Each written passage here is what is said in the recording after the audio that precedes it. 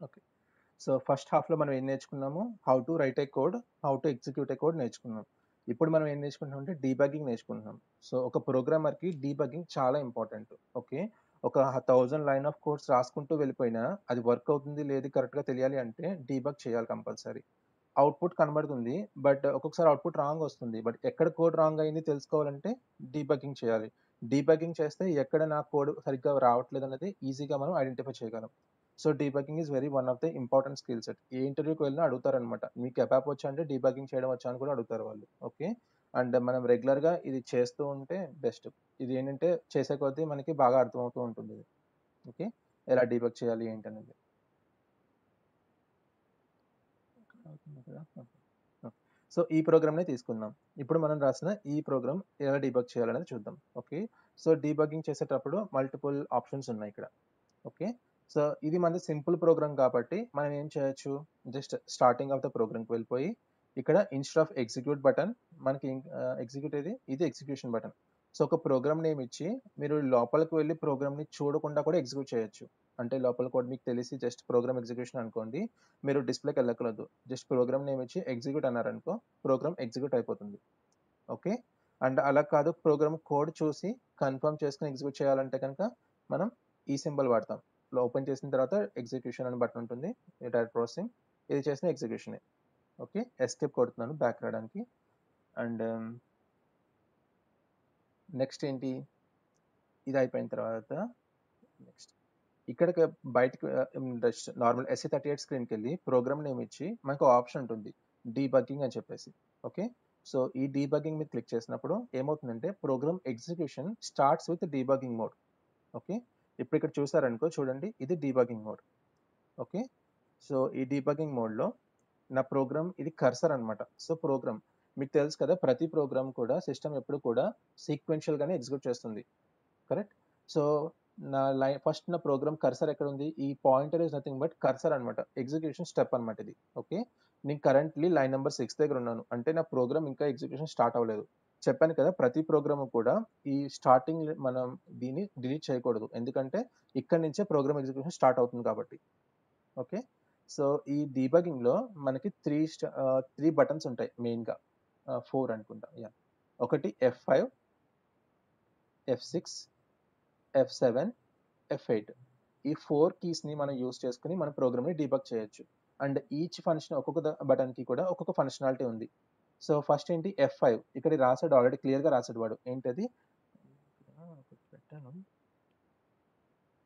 Yeah! Zoom option. Okay.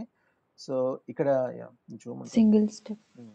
So, F5 అన్నది single step అన్నమాట. అంటే means for example line number 6 దగ్గరున్నారు. Okay. ఇప్పుడు నేను F5 ప్రెస్ చేశాను. చూడండి F5 ప్రెస్ చేయగానే యాక్చువల్‌గా మీరు ఎక్స్‌పెక్టేషన్ ప్రకారం అది ఎక్కడికి రావాలి? సింగిల్ స్టెప్ అంటే నెక్స్ట్ ఎగ్జిక్యూటబుల్ లైన్ ఎక్కడుంది? ఇది ఎగ్జిక్యూటబుల్ లైన్ అనకూడదు యాక్చువల్‌గా. అందుకనే అనకూడదు. ఇప్పుడు 17 దగ్గరికి రావాలి. ఎందుకంటే మనం రాసిన కోడ్ నెక్స్ట్ లైన్ 17 దగ్గర ఉంది కాబట్టి. కానీ ఇక్కడ ఆగలేదు కర్సర్. ఎందుకు ఆగలేదు ఇక్కడ కర్సరు? ఎందుకంటే ఇది ఒక ఎగ్జిక్యూటబుల్ స్టేట్‌మెంట్ కాదు కాబట్టి. ఎగ్జిక్యూటబుల్ స్టేట్‌మెంట్ అంటే ఏంటి? ఒక పనన్నమాట. సో, ఇప్పుడు ఇదేంటంటే డేటా డిక్లరేషన్. ఇక్కడ మనం చేసే పనేం లేదు. సిస్టము ఎలాంటి లాజిక్స్ గాని ఏమి చేసే పని లేదు. ఇదేంటిది? ఇవంతా కూడా డిక్లరేషన్ పార్ట్. సో, ఎప్పుడు కూడా డీబగింగ్ చేస్తున్నప్పుడు మన కర్సరు డిక్లరేషన్ పార్ట్‌లో ఆగదు. ఓకే. సో, డైరెక్ట్‌గా అది ఎక్కడ ఆగుతుంది? ఎగ్జిక్యూటబుల్ స్టేట్‌మెంట్ దగ్గరే ఆగుతుంది. ఎగ్జిక్యూటబుల్ స్టేట్‌మెంట్ అంటే ఏంటి? అసైన్‌మెంట్ గాని సంథింగ్ వేరే ఆపరేషన్ సెలెక్ట్ కానీ, రీడ్ గాని, లూప్స్ కానీ అవన్నీ కూడా అక్కడ అవుతదనమాట. ఓకే. ఈ డిక్లరేషన్ పార్ట్‌లో ఎప్పుడు మన కర్సర్ ఆగదు. అందుకని డైరెక్ట్‌గా స్కిప్ అయ్యి 22 లైన్ దగ్గరికొచ్చింది. ఓకే. సో, ఇప్పుడు మనం ఎన్ని వేరియబుల్స్ డిక్లేర్ చేసాము? 4 వేరియబుల్స్ డిక్లేర్ చేసాం. ఫస్ట్ 3 వేరియబుల్స్ అనేమో దేనికోసం? వాల్యూస్‌ని సేవ్ చేసుకోవడం. లాస్ట్ వేరియబుల్ ఎల్‌వి రిజల్ట్ ఏమో రిజల్ట్‌ని సేవ్ చేయడం కోసం. ఓకే. అండ్ నెక్స్ట్ ఇందులో ఈ బటన్స్ తర్వాత నేను చెప్పాల్సింది స్క్రీన్స్. ఇక్కడ చూడండి మీకు డెస్క్‌టాప్ 1, 2, 3 అండ్ చాలా ఉన్నాయి టాబ్స్ ఇక్కడ. ఓకే. సో, ఏంటి డిఫరెన్స్ డెస్క్‌టాప్ 1, 2, 3కి అంటే the way the screen is looking అదొకటే డిఫరెన్స్. ఓకే. డెస్క్‌టాప్ 1కి వెళ్తుంటే మీరు ఇక్కడ పైన కింద కూడా వేరియబుల్ 1 అని చూస్తున్నారు. ఇక్కడ కిందేమో ఒక స్క్రీన్ వస్తుంది. మిడిల్‌లోనేమో ఒక స్క్రీన్ వస్తుంది. మీ కోడ్ అంతా కూడా ఇక్కడ పైన కనబడుతుంది. అండ్ ఇదేంటంటే ఈ సంథింగ్ దాన్ని ఏమంటారో విండో అని నాకు తెలీదు గానీ ఇక్కడ వేరియబుల్స్ అవన్నీ వాల్యూస్ చూడొచ్చు. ఇది సెకండ్కి వస్తుంది. ఓకే, డెస్క్టాప్ 2కి వెళ్ళినప్పుడు ఇదే లేఅవుట్ మారుతుంది. ఈ లెఫ్ట్ సైడ్ ఏమో కోడ్ కనబడుతుంది, రైట్ హ్యాండ్ సైడ్ ఏమో అబాప్ స్టాక్ అని చెప్పి అంటారు. అంటే మన ప్రోగ్రామ్ జరిగే ఎగ్జిక్యూటివ్ స్టెప్స్ అనమాట. ఇవన్నీ స్టాక్ కనబడుతుంది. డెస్క్టాప్ 3కి వెళ్తే ఏమవుతుంది, సేమ్ లెఫ్ట్ హ్యాండ్ సైడ్ ఏమో కోడ్ కనబడుతుంది, రైట్ హ్యాండ్ సైడ్ ఈ స్క్రీన్ కనబడుతుంది. ఇది మనకి important. So desktop 3 always preferable అనమాట నా పాయింట్ ఆఫ్ వ్యూలో.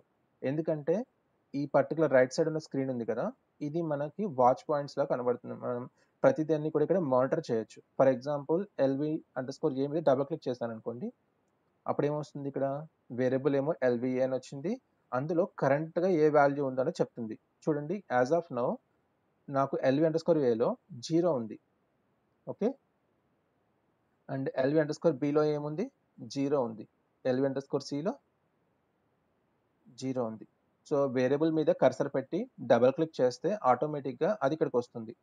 అలా కాదు, నేను డబుల్ క్లిక్ చేయలేను, నేను రాస్తాను అంటే కూడా రాయొచ్చు. LV_result అని టైప్ చేసి ఎంటర్ కొడితే అది కూడా యాక్సెస్ చేస్తుంది.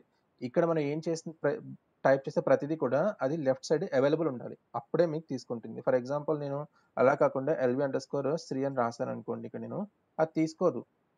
ఇక్కడ ఏమంటుంది, ఇన్వాలిడ్ వేరియబుల్ అంటుంది. ఎందుకంటే అలాంటి వేరియబుల్ నాకు లెఫ్ట్ హ్యాండ్ సైడ్ లేదు కదా. సో అదనమాట ప్రాబ్లం. ఓకే, సో నేను డిఫైన్ చేసిన 4 వేరియబుల్స్కి 0 ఇస్ ద ఇనిషియల్ వాల్యూ అనమాట. సో ఎనీ ఫీల్డ్ని మనం ఇంటీజర్గా డిఫైన్ చేసినప్పుడు బై డిఫాల్ట్గా 0 ఉంటుంది starting value. Okay, and line number 22లో ఏం చేస్తున్నాను, నేను ఈ LV_Aలోకి 10 అనే వాల్యూని సేవ్ చేస్తున్నాను. అసైన్మెంట్ ఎప్పుడు కూడా రైట్ సైడ్ నుంచి లెఫ్ట్ సైడ్ జరుగుతుంది కాబట్టి 10 వాల్యూ వెళ్ళి ఈ వేరియబుల్లో సేవ్ అవుతుంది. ఓకే, ఈ ఎగ్జిక్యూటిబుల్ స్టెప్ కరెంట్లీ కర్సర్ ఎక్కడ ఉంది, 22 లైన్లో ఉంది. So 22 line is not at executed. నేను ఇప్పుడు F5 ప్రెస్ చేస్తే 22 ఎగ్జిక్యూట్ చేసి 23కి వచ్చి ఆగుతుంది. ఓకే, నేను F5 ప్రెస్ చేస్తున్నాను. ఓకే, చేసినప్పుడు ఏమైంది చూడండి, 10 SN ఇక్కడ మారింది. LV_Aలో కరెంట్లీ ఎంత ఉంది వాల్యూ, 10 ఉంది. అంటే 0 ఓవర్ రైట్ విత్ 10 వాల్యూ అనమాట. అలానే ఇంకొకసారి F5 ప్రెస్ చేస్తే 20 అయింది, ఇక్కడ నేను చూడొచ్చు. సో కరెంట్లీ LVBలో 20 ఉంది.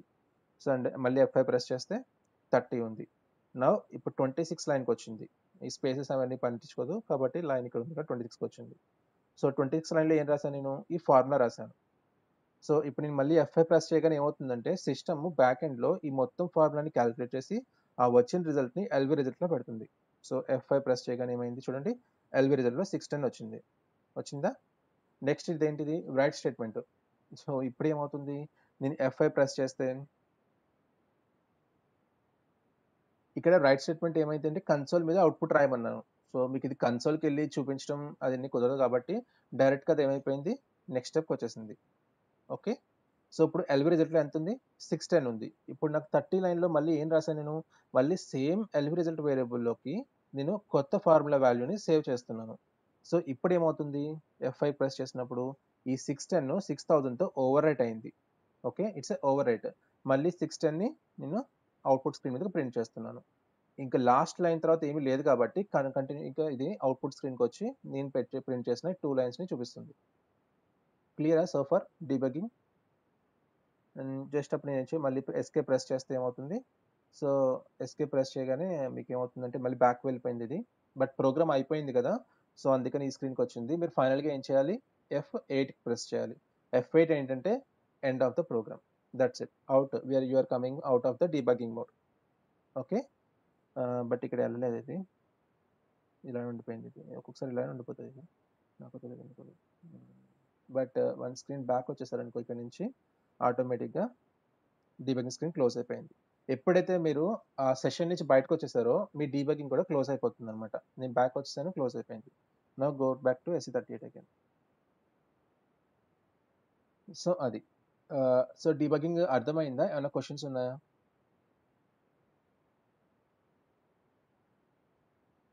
సో ఇది one way of debugging. Okay, so ఏంటది, SE38కి వెళ్తారు, ప్రోగ్రామ్ ఇస్తారు, జస్ట్ ఎగ్జిక్యూట్ విత్ డీబగ్గింగ్ అంటే ఆటోమేటిక్గా మీకు ప్రోగ్రామ్ ఫస్ట్ నుంచి కూడా డీబగ్ అవుతూ వస్తుంది.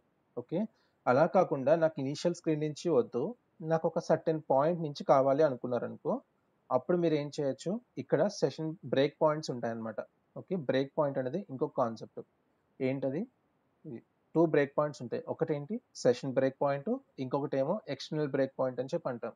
Okay, so external break point గురించి తర్వాత నేర్చుకోవచ్చు, ఎక్కువైపోతుంది ఈరోజు. సో కాబట్టి ఓన్లీ సెషన్ బ్రేక్ పాయింట్ గురించి చెప్తాను.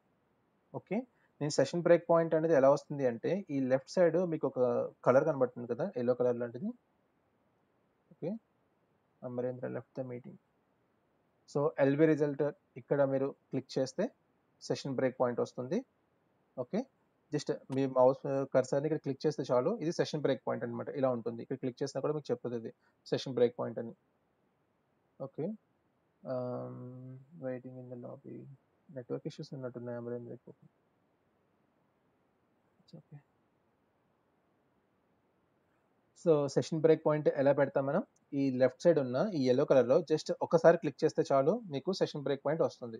ఇది ఎలా తీసేస్తాము, మళ్ళీ దాని మీద క్లిక్ చేస్తే బ్రేక్ పాయింట్ పోతుంది.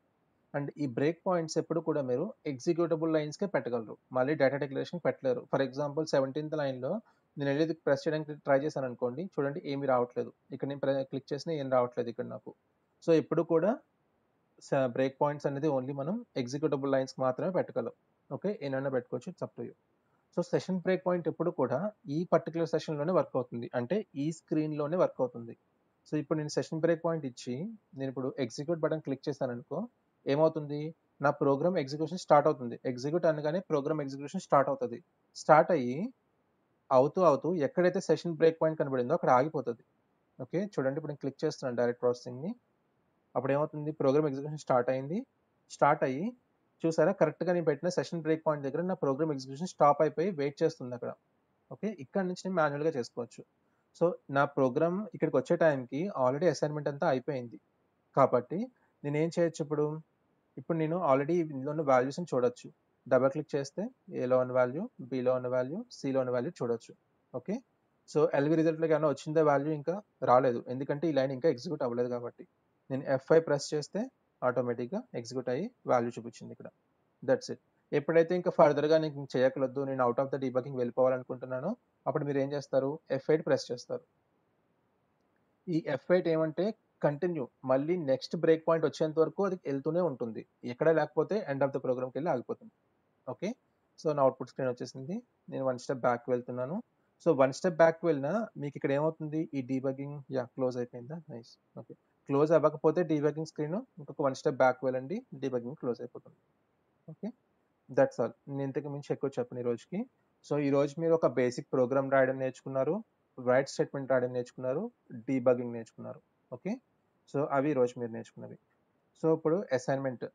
సో అసైన్మెంట్ వచ్చేటప్పటికి ఏమవుతుంది, 3 ఇది కూడా ఒకటి రాస్తాను నేను.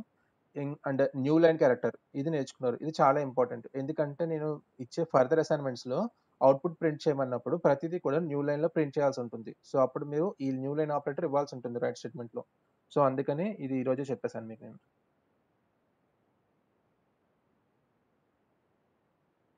ఓకే, అండ్ లాస్ట్లో డిస్కస్ చేద్దాం ఆ పాయింట్. సో నెక్స్ట్ ఏంటి, అసైన్మెంట్స్ తీసుకోవాలి. ఓకే, సో అసైన్మెంట్స్ ఎలా తీసుకుందాం. ఫస్ట్ అసైన్మెంట్ ఏంటి, write a program. Okay, to do the to calculate the formula. Formula ఏం తీసుకుందాం, A into B plus C. Okay, డైరెక్ట్గా వితౌట్ బ్రాకెట్స్ ఇది. సో నెక్స్ట్ ప్రోగ్రామ్ ఏంటి, write a program to calculate the formula A into B plus C.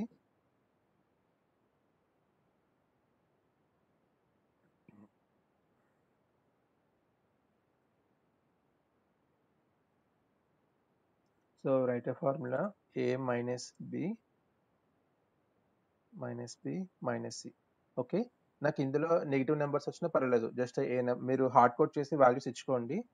ఇచ్చుకుని మీరు multiple programmes రాస్తారో లేకుంటే ఒకే ప్రోగ్రామ్లో slash operator పెట్టేసి అవుట్పుట్స్ అన్ని ప్రింట్ చేస్తారనేది మీ ఇష్టం. ఓకే, ఇంకోటి ఏంటంటే A plus B into C plus D. Okay, ఇది ఒక ప్రోగ్రామ్ కావాలి. నెక్స్ట్ వచ్చేసి write a program A into B divided by C. Okay, ఈ 5 ప్రోగ్రామ్స్‌కి మీరు రాయండి. ఓకే. సో, ఈ 5 ఇప్పుడు నేను ఏం చేస్తా మనం ఒక గూగుల్ డ్రైవా యాహ్! ఏం చేద్దామంటే ఎవరి దగ్గరైనా గూగుల్ డ్రైవ్ స్పేస్ ఉందా? జీమెయిల్‌లో? నా దగ్గర స్పేస్ అయితే లేదు. ఎవరి దగ్గరైనా ఉంటే కనుక వాళ్ళొక ఫోల్డర్ క్రియేట్ చేయండి. అది మనందరికి షేర్ చేసుకుంటే, నేను ఎప్పటికప్పుడు మన ట్రైనింగ్ రికార్డింగ్స్ అన్నీ కూడా అందులో అప్‌లోడ్ చేస్తాను. సో దట్ అందరూ కూడా డౌన్‌లోడ్ చేసుకోవచ్చు. ఎవరి దగ్గరైనా జీమెయిల్, గూగుల్ డ్రైవ్‌లో స్పేస్ ఉందా?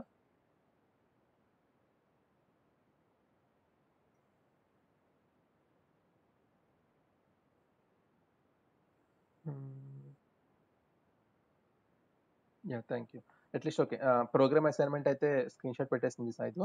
సో, ఈ అసైన్‌మెంట్ ఏం చేయాలనేది మీ దగ్గరుంది. సో, మీరంతా కూడా మీ సిస్టమ్స్‌లో ట్రై చేసుకోండి. ఓకే. నేను రికార్డింగ్ ఆపేస్తాను ఇక్కడి నుంచి. ఇంకా అవసరం లేదు.